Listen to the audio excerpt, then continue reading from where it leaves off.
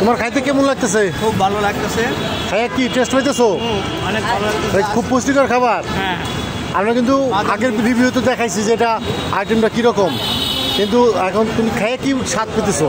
অনেক অনেক আইটেমের বাদাম আছে এবং দুধের সর, দুধের মিক্স আছে, দই জাতীয় খাবার আছে, অনেক ভালো চকলেট জাতীয় খাবার আছে। চকলেট ফ্লেভারটা খুব ভালো লাগছে। ও আচ্ছা, খুবই সুন্দর হয়েছে না?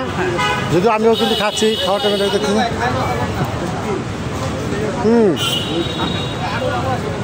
এই পানি রেখে দিই, থাক, সমস্যা নাই। তোমার খাইতে কেমন লাগতেছে কও? চকলেট ফ্লেভারটা খাইতে খুবই ভালো লাগতেছে। কি মানে খাবারটা কি মনে হয়, মানে কেমন? এটা দেখে মনে হয় অনেক ভিটামিন জিনিস, কারণ এটা খাইলে সবারই খাওয়া দরকার।